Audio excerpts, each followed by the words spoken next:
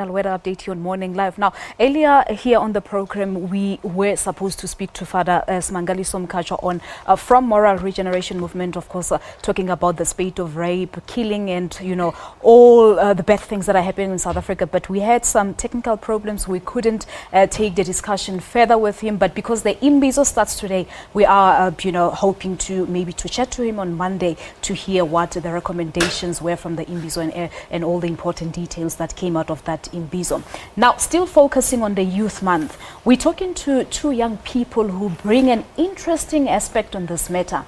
Both of them have chosen celibacy as a lifestyle, choosing to pursue their careers instead of, doing all the other things that we know young people do here in South Africa. Itumeleng is a 29-year-old qualified chartered accountant working as an auditor right now, and Ashley Mukwebo is a youth leader who's very much involved in motivating young South Africans. We're just going to have quite interesting discussions because we continue to celebrate a Youth Month here in South Africa. Itumeleng, Dumela, welcome to Morning Live. Thank you so much for joining us. Thanks for having us. Thank you for having us. I know when I read my introduction about celibacy, someone will actually be looking at both of you and saying, look at how beautiful Itumeleng is, for instance. She's young, 29 years of age, and of course the qualified chartered accountant working as an auditor. But why did she choose that life? Well, it's many reasons, actually. Yeah. I mean, the many reasons that we've been exposed to.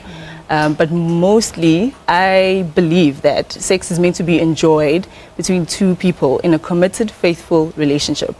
So it's that, firstly, mostly that. Waiting for the right time. Waiting for the right time. And also, I mean, sex has been around. It's been around in the 1500s. Forever be there. So there's no rush, really. It can wait. It can wait until I'm in a... But unfortunately, it's not the view of many young people.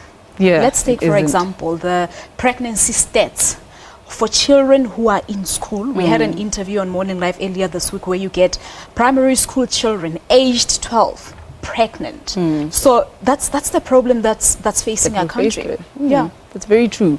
But I know they get sex education, but I feel like in our day and age now, we're so inundated with sexual content. It's so easily available. It's readily available, And in the same way that sexual content is sitting in social media, it's sitting on our TVs and in what we listen to, is the same way that I feel like sex education needs to be set out, And also basically dealing with the consequences of abstaining, consequences of engaging in sex. What are the consequences? So that people are fully aware, yes, what they're getting themselves into, All right. Now, Ashley, let me just bring you into the discussion. Of course, you were telling me off air that you go around schools, you go around churches to talk about young people.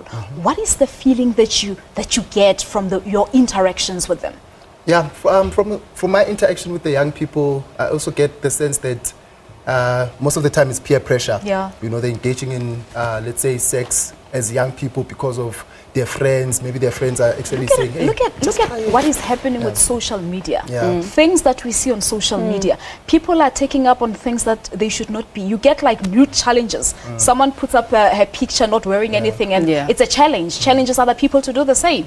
So that's how far South Africa has gone. Yeah, and I think it's also a problem of esteem. People look at that and they're like, okay, let me see how many likes and how many views I can get. And we need to come to the stage where we actually treasure our bodies, because our bodies are very sacred, our bodies are very unique. So yeah.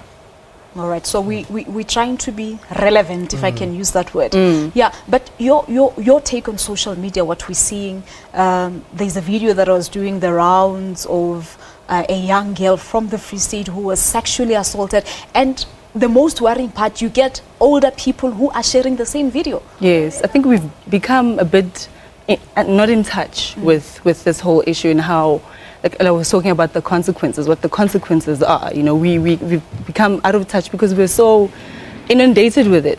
It's become a norm. I mean, back in our days, we didn't have social media. We used to play in the streets. And we didn't know anything about sex at the age of 12. We didn't know. Yeah. We didn't know. And now that the content is out there, we need to back it up with the consequences. Yes. But what do you think needs to be done going forward? Is it the issue of morals, maybe? family values? I think it's also both morals, and also if you look at our kids, I found in high schools and primary schools that I go to, especially in the black communities, unfortunately, we know that kids at that age, they've got so much energy, for example, right? But they don't have things to entertain them after schools. Unlike, they don't have soccer, they don't have netball.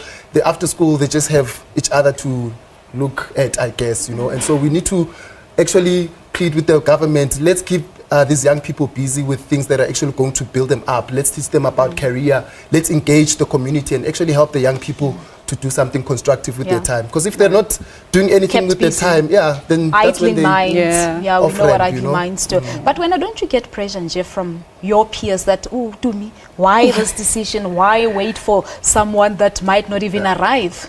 No, I get that a lot, all the time. Yeah. But I think you need to be headstrong. That's what it's about, being headstrong.